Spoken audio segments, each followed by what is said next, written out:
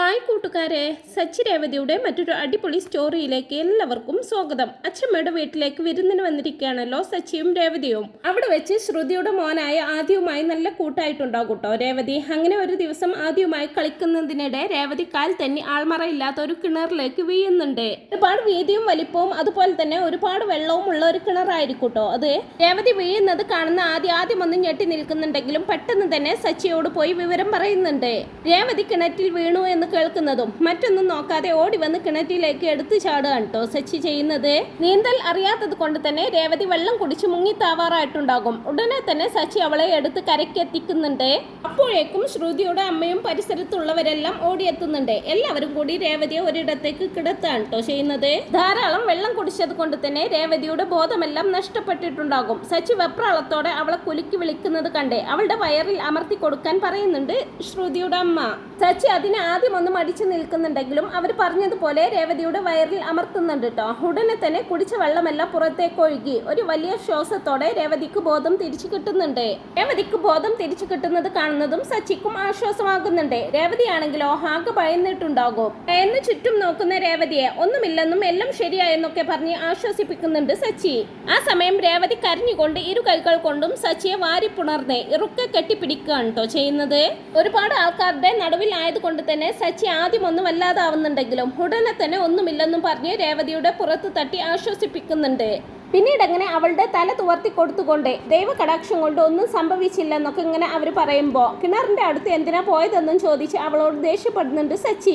ആ സമയം ആദ്യമാണെങ്കിലോ ആന്റിയെ വഴക്ക് പറയാതെ അങ്കിൾ ബോൾ എടുക്കാൻ ഓടിയപ്പോൾ കാൽ തട്ടി വീണതാണെന്നൊക്കെ പറയുന്നുണ്ട്. അതേ സമയം തന്നെ വിവരം അറിഞ്ഞ് വെപ്രാളത്തോടെ ഓടി വരുന്നുണ്ട് കേട്ടോ അച്ഛമ്മ. അച്ഛമ്മയെ കാണുന്നതും ഓടിച്ചെന്ന് കെട്ടിപ്പിടിച്ച് കരയാണ് രേവതിയും. കിണറ്റിൽ വീണു എന്ന് കേട്ടപ്പോൾ എന്റെ നല്ല ജീവൻ പോയതുപോലെ ആയിരുന്നെന്നൊക്കെ ഇങ്ങനെ അച്ഛമ്മ പറയുമ്പോൾ അതിനൊന്നും സംഭവിച്ചില്ലല്ലോ അച്ഛമ്മയെന്ന് സച്ചി പറയുന്നതും നിന്നെ വിശ്വസിച്ചല്ലടാ ഞാൻ ഇവളെ നിന്റെ കൂടെ അയച്ചത്, എന്നിട്ട് അവളെ നന്നായിട്ട് നോക്കണ്ടേന്നൊക്കെ പറഞ്ഞ് അവനോട് ദേഷ്യപ്പെടുന്നുണ്ട് അച്ഛമ്മ. അത് ശരി, അവൾ വീണതിനും ഇപ്പൊ തെറ്റുകാരൻ ഞാനായി അല്ലേ എന്നൊക്കെ പറഞ്ഞ് ഇങ്ങനെ സച്ചി പരിഭവം പറയുമ്പോ വെറുതെ കുറ്റപ്പെടുത്തണ്ട അമ്മേ, മോനുള്ളത് കൊണ്ടാണ് മോളെ കൃത്യസമയത്ത് രക്ഷിക്കാൻ കഴിഞ്ഞതെന്നൊക്കെ പറഞ്ഞ് സച്ചിയെ അനുകൂലിച്ച് സംസാരിക്കുന്നുണ്ട് കേട്ടോ ശ്രുതിയുടെ അമ്മ. നേരം രേവതി ആ അമ്മയെയും മോനെയും ബസ്സിൽ വെച്ച് പരിചയപ്പെട്ടതാണെന്നും പറഞ്ഞുകൊണ്ട് അച്ഛമ്മയ്ക്ക് പരിചയപ്പെടുത്തി കൊടുക്കുന്നുണ്ട്. തുടർന്ന് അച്ഛമ്മ രേവതിയുടെ തല തുവർത്തി കൊടുക്കുന്നത് കണ്ടില്ലടാ ഞാനും വെള്ളത്തിൽ ചാടിയില്ലേ, എന്നിട്ട് എന്റെ തല തുവർത്തി തരാൻ ആരുമില്ലെന്നൊക്കെ ഇങ്ങനെ പരിഭവം പറഞ്ഞ് പിണങ്ങിയതുപോലെ അവിടെ ഇരിക്കുകയാണ് സച്ചി. സമയം ഈ ചെറുക്കൻ്റെ ഒരു കാര്യമെന്നും പറഞ്ഞുകൊണ്ട് അച്ഛമ്മ വന്ന് സച്ചിയുടെ തലയും തുവർത്തി കൊടുക്കുന്നുണ്ട്. അന്നേരം രേവതി ഒരു ചിരിയോടെ തന്നെ ഉറ്റുനോക്കിക്കൊണ്ട് നിൽക്കുന്നത് കണ്ട് സച്ചിയും അവളെ തന്നെ നോക്കി നിൽക്കുകയാണ് കേട്ടോ ചെയ്യുന്നത്. പിന്നീട് അങ്ങനെ അച്ഛമ്മയും അച്ഛമ്മയുടെ ജോലിക്കാരിയും കൂടി സച്ചിയെയും രേവതിയെയും കൂട്ടി അമ്പലത്തിൽ എത്തുന്നുണ്ട്. മോളുടെ സമയം തീരെ ശരിയല്ല, ആദ്യം ആക്സിഡന്റ്, ഇപ്പൊ അത് ഇങ്ങനെയും നാട്ടുകാരെല്ലാവരും കൂടി എൻ്റെ മോളെ കണ്ണു വെച്ചിരിക്കുകയാണെന്നൊക്കെ അച്ഛമ്മ പറയുമ്പോൾ നാട്ടുകാരല്ല ഇവളാണ് കണ്ണും വെച്ച് എല്ലാവരെയും കണ്ണു വെച്ചിരിക്കുന്നതെന്ന് പറയുകയാണ് സച്ചി. അന്നേരം ഒന്ന് അടങ്ങിയിരിക്കടാന്നും പറഞ്ഞുകൊണ്ട് സച്ചിയെ വഴക്ക് പറഞ്ഞുകൊണ്ട് ഇതെല്ലാം സ്വാമിയോട് പറഞ്ഞിട്ട് പരിഹാരം ചെയ്യണമെന്നൊക്കെ പറയുമ്പോൾ പറഞ്ഞു വന്നപ്പോഴേ എനിക്ക് കാര്യം മനസ്സിലായി. ഇനിയും പരിഹാരം പൂജ എന്നൊക്കെ പറഞ്ഞ് ഞങ്ങൾ വേറെ ഏതെങ്കിലും ക്ഷേത്രത്തിലേക്ക് അയക്കാനാണോ എന്നൊക്കെ ചോദിക്കുമ്പോൾ അങ്ങനെ പറഞ്ഞാൽ പോവേണ്ടി വരും, മറ്റേ അതൊക്കെ ഞാൻ പറയുന്നത് അനുസരിക്കെന്നും പറഞ്ഞുകൊണ്ട് സച്ചിയെയും രേവതിയെയും കൂട്ടി പൂജാരിയുടെ അടുത്ത് എത്തുന്നുണ്ട് കേട്ടോ അച്ഛമ്മ. അവിടെ നിന്ന് അർച്ചനയെല്ലാം കഴിപ്പിച്ച് പ്രസാദമെല്ലാം വാങ്ങിയതിനു ശേഷം രേവതിയും സച്ചിയും ഒരിടത്ത് കൂടി ഇങ്ങനെ നടക്കുകയാണ്. അങ്ങനെ നടക്കുന്നതിനിടയിൽ പ്രസാദം എടുത്ത് കഴിച്ചോണ്ട് സച്ചിക്ക് വേണോ എന്നൊക്കെ ചോദിക്കുന്നുണ്ട് രേവതി. എനിക്കെങ്ങും വേണ്ട, നിനക്ക് എപ്പോഴും ഈ തീറ്റ മാത്രമേ ഉള്ളൂ എന്നൊക്കെ ചോദിക്കുമ്പോ വെറുതെ കണ്ണു വെക്കാതെ എന്ന് പറയുന്നുണ്ട് രേവതി. പണ്ടുള്ളവർ പറഞ്ഞു കേട്ടിട്ടുണ്ട് ചില പെണ്ണുങ്ങൾക്ക് വായ മാത്രമേ ഉള്ളൂ എന്ന്, അത് നിന്റെ കാര്യത്തിൽ കറക്റ്റ് ആണെന്നൊക്കെ പറഞ്ഞ് അവളെ കളിയാക്കുന്നുണ്ട് സച്ചി. തുടർന്ന് രേവതി സച്ചിയോടായിട്ട് ഞാൻ കിണറ്റിൽ വീണപ്പോൾ സച്ചിയേട്ടനല്ലേ എന്നെ രക്ഷിച്ചത്, കിണറ്റിലേക്ക് എടുത്തു ചാടാൻ പേടിയൊന്നും തോന്നിയില്ലേ, സച്ചിയേട്ടന് നന്നായിട്ട് നീന്തൽ അറിയാവോ എന്നൊക്കെ ചോദിക്കുമ്പോ എന്നെ പറ്റി നീ എന്താ വിചാരിച്ചു വെച്ചിരിക്കുന്നത്, വേണമെന്ന് വെച്ചാൽ കടലിൽ തിരമാലകൾക്കിടയിൽ വരെ നീന്താൻ കഴിയും എന്നെ കൊണ്ടെന്നൊക്കെ പറയുകയാണ് സച്ചി. ഇതൊക്കെ ആരെ പഠിപ്പിച്ചതെന്നൊക്കെ ചോദിക്കുമ്പോ വേറെ ആരോ എന്നെ പഠിപ്പിക്കാൻ, എൻ്റെ അച്ഛനല്ലാതെ എൻ്റെ എല്ലാ ഗുരുവും അച്ഛനാണ്. ഒരു ദിവസം ഇവിടെ കുളത്തിൽ കൊണ്ടുപോയി തള്ളിയിട്ട് പഠിപ്പിക്കായിരുന്നെന്നൊക്കെ പറയുമ്പോൾ പേടിയില്ലായിരുന്നോ എന്ന് ചോദിക്കുന്നതും പേടിയൊക്കെ ഉണ്ടായിരുന്നു, പക്ഷെ അന്ന് അച്ഛൻ പറഞ്ഞത് എനിക്കിപ്പോഴും ഓർമ്മയുണ്ട്.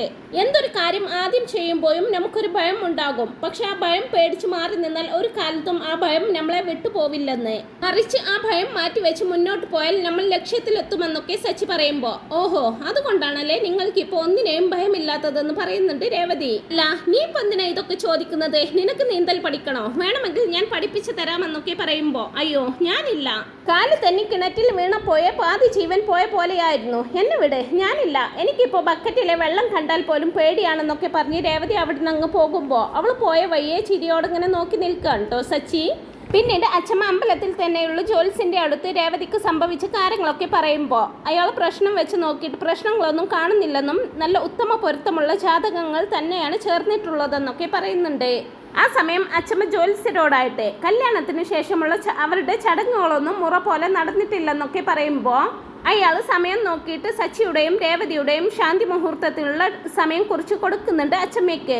ശാന്തി മുഹൂർത്തത്തിന് നല്ല ദിവസമാണെന്നൊക്കെ പറഞ്ഞ് ജ്യോത്സ്യൻ മുഹൂർത്തം കുറിച്ച് കൊടുക്കുമ്പോൾ അതുമായിട്ട് സന്തോഷത്തോടെ രേവതിയുടെയും സച്ചിയുടെയും അടുത്തേക്ക് ചെല്ലാണ് അച്ഛമ്മ. അച്ഛമ്മയെ കണ്ട് ജ്യോത്സ്യൻ എന്ത് പറഞ്ഞ അച്ഛമ്മയെന്നൊക്കെ സച്ചി ഇങ്ങനെ കളിയാക്കി ചോദിക്കുമ്പോൾ നീ കളിയാക്കണ്ട, നിന്നെ വെറുതെ വിട്ടതാണ് ഞാൻ ചെയ്ത തെറ്റ്, ഇനി നിന്നെ അങ്ങനെ വെറുതെ വിടാൻ ഞാൻ ഉദ്ദേശിച്ചിട്ടില്ല എന്നൊക്കെ പറയുകയാണ് അച്ഛമ്മ. അച്ഛമ്മ ദേഷ്യപ്പെടാൻ മാത്രം ഞാനിപ്പോൾ എന്താ ചെയ്തതെന്നൊക്കെ സച്ചി ചോദിക്കുമ്പോൾ ഇതുവരെ ഞാൻ നിങ്ങളോട് ഇക്കാര്യം പറയണ്ട എന്നാണ് കരുതിയിരുന്നത്. ഇനിയും ഇതെങ്ങനെ വെറുതെ വിട്ടാൽ ശരിയാവില്ല, നിങ്ങൾക്ക് രണ്ടുപേർക്കും വേണ്ടി മുഹൂർത്തം കുറിച്ചിട്ടുണ്ട് ഞാൻ എന്നൊക്കെ പറയുമ്പോൾ എന്തിനെന്ന് ചോദിക്കുന്നതും ശാന്തി മുഹൂർത്തത്തിനെന്ന് പറയുന്നത് കേൾക്കുമ്പോൾ സച്ചിയും രേവതിയും കൂടി മുഖത്തോട് മുഖം നോക്കുകയാണ് കേട്ടോ ചെയ്യുന്നത്. കല്യാണം കഴിഞ്ഞ് ഇത്ര നാളായിട്ടും നിങ്ങൾ ഭാര്യ ഭർത്താക്കന്മാരെ പോലെ ജീവിച്ചിട്ടില്ല, അതുകൊണ്ടാണ് മോൾക്ക് ഇങ്ങനെയൊക്കെ സംഭവിക്കുന്നതെന്നൊക്കെ അച്ഛമ്മ പറയുന്നതും അതും ഇതും തമ്മിൽ എന്താ ബന്ധമെന്ന് ചോദിക്കുന്നുണ്ട് സച്ചി. ബന്ധമുണ്ട്, കല്യാണം കഴിഞ്ഞാൽ പിന്നെ രണ്ടുപേരും ഭാര്യ ഭർത്താക്കന്മാരെ പോലെ സ്നേഹിച്ച് ജീവിക്കണം, അങ്ങനെ അല്ലെങ്കിൽ പിന്നെ എന്തിനാണ് കല്യാണം കഴിച്ചത് എന്നൊക്കെ ചോദിക്കുമ്പോ ഞാൻ അതിനെ എന്റെ ഇഷ്ടത്തോടെയാണോ കല്യാണം കഴിച്ചതെന്ന് ചോദിക്കുന്നുണ്ട് സച്ചി. അധിക പ്രസംഗം പറയാതെ എന്തായാലും നിന്റെ കല്യാണം കഴിഞ്ഞു, ഇനി ഇവളെ ഭാര്യയായിട്ട് കണ്ട് ഒരുമിച്ച് ജീവിച്ചേ മതിയാവൂ, അല്ലാതെ എപ്പോഴും വഴക്കടിച്ച് ജീവിതം നശിപ്പിക്കാൻ ഞാൻ സമ്മതിക്കില്ലെന്നൊക്കെ പറയുകയാണ് അച്ഛമ്മ. അച്ഛമ്മ എന്തൊക്കെ പറഞ്ഞാലും എന്നെ ഇതിനൊന്നും കിട്ടില്ല, ഇതുകൊണ്ടാണ് ഞാൻ ആദ്യമേ ഇങ്ങോട്ട് വരുന്നില്ലെന്ന് പറഞ്ഞത്. ഞാൻ നാട്ടിലേക്ക് പോവാണെന്നും പറഞ്ഞുകൊണ്ട് സച്ചി അങ്ങ് മുമ്പോട്ട് നടക്കുമ്പോ നീ പോടാ, അച്ഛമ്മ എന്നൊരാൾ ഇവിടെ ഉള്ളത് നീ അങ്ങ് മറന്നേക്കെന്ന് വിഷമത്തോടെ പറയുകയാണ് കേട്ടോ അച്ഛമ്മ. കേൾക്കുമ്പോ സച്ചി വിഷമത്തോടെ അവിടെ തന്നെ നിൽക്കുന്നതും അച്ഛമ്മ വളർത്തിയ മോനെ കൊണ്ട് ഒരു പെണ്ണിന്റെ ജീവിതം നശിച്ചു എന്ന് നാട്ടുകാർ പറയട്ടെ, ആ ഒരു പേര് കൂടി നീ എനിക്ക് അങ്ങ് വാങ്ങി തന്നേക്കെ, ഈ വയസ്സുകാലത്ത് സമാധാനം കിട്ടാതെ ഞാൻ അങ്ങ് മരിച്ചു പോയിക്കോട്ടെ എന്നൊക്കെ പറഞ്ഞു വിഷമത്തോടെ അവിടെ നിന്ന് അങ്ങ് പോവാണ് കേട്ടോ അച്ഛമ്മ. കൂടി കേൾക്കുമ്പോൾ സച്ചിക്ക് ഒത്തിരി വിഷമമാവുന്നുണ്ട് കേട്ടോ. അച്ഛമ്മ അവിടെ നിൽക്കെന്നും പറഞ്ഞുകൊണ്ട് സച്ചി വന്ന് അച്ഛമ്മയെ പിടിച്ചു നിർത്തുന്നുണ്ട്. അച്ഛമ്മയുടെ കൈ പിടിച്ചുകൊണ്ട് അച്ഛമ്മ എന്തിനാ ഇങ്ങനെയൊക്കെ പറയുന്നതെന്നൊക്കെ ചോദിക്കുമ്പോൾ എന്റെ കൈവിടടാ, നിങ്ങൾ രണ്ടുപേരും സന്തോഷത്തോടെ ജീവിച്ചേ നിങ്ങളുടെ ഒരു കുഞ്ഞിനെയും താലോലിച്ച് കണ്ണടക്കണം എന്നാണ് എന്റെ ആഗ്രഹം, അതിനു വേണ്ടിയിട്ടാണ് ഞാൻ ഇതൊക്കെ ചെയ്യുന്നതെന്നൊക്കെ പറയുമ്പോ സച്ചി വിഷമത്തോടെ രേവതിയെ നോക്കുകയാണ് കേട്ടോ ചെയ്യുന്നത്. സമയം അച്ഛമ്മയുടെ കൂടെയുള്ള സ്ത്രീയാണെങ്കിൽ സച്ചിയോട് എല്ലാവരും ഇഷ്ടത്തോടെയാണോ കല്യാണം കഴിക്കുന്നത് എന്ന് വെച്ച് ആരെങ്കിലും സ്വന്തം ജീവിതം സന്തോഷത്തോടെ ജീവിച്ച് തീർക്കാത്തവരുണ്ടോ? നിങ്ങൾ രണ്ടുപേരും നല്ല മനസ്സുള്ളവരാണ്, ലോകത്തിന് എവിടെ തിരഞ്ഞാലും ഇവളെ പോലെ ഒരു നല്ല പെണ്ണിനെ നിനക്ക് വേറെ കിട്ടില്ല, നിനക്ക് കിട്ടിയ നല്ല ജീവിതം വെറുതെ നശിപ്പിച്ച് കളയല്ലടാന്നൊക്കെ ഇങ്ങനെ പറഞ്ഞു കൊടുക്കുന്നുണ്ട് കേട്ടോ സച്ചിക്ക് അവരെ. ആ സമയം അച്ഛമ്മയാണെങ്കിൽ അവനോടൊന്നും പറയണ്ടെന്നും അവന് തോന്നിയതുപോലെ ചെയ്യട്ടെ, എൻ്റെ മോനെ ഇവൾക്ക് നല്ലത് വരണമെന്ന് കരുതിയിട്ടാണ് അവൻ്റെ മോനെ കൊണ്ട് കല്യാണം കഴിപ്പിച്ചത്, പക്ഷെ ഇവളുടെ ജീവിതം നശിപ്പിക്കല്ലേ ഇവൻ ചെയ്യുന്നത്, അതിൻ്റെ ശാപമെല്ലാം എൻ്റെ മോൻ്റെ തലയിൽ വന്ന് വീഴുകയും ചെയ്യും, അതൊന്നും ഇവൻ അറിയണ്ടല്ലോ, ഇവൻ്റെ ഇഷ്ടം പോലെ നടക്കട്ടെ എന്നൊക്കെ ഇമോഷണൽ ആയിക്കൊണ്ട് പറയുകയാണ് കേട്ടോ അച്ഛമ്മ. ഞാനിപ്പോൾ എന്താ ചെയ്യേണ്ടത് അച്ഛമ്മയെന്ന് സച്ചി വിഷമത്തോടു കൂടി ചോദിക്കുമ്പോൾ ഇന്ന് ശാന്തി മുഹൂർത്തം നടക്കണം, ഇല്ലെങ്കിൽ എനിക്ക് നിന്നെ കാണണ്ടെന്ന് പറയുകയാണ് അച്ഛമ്മ.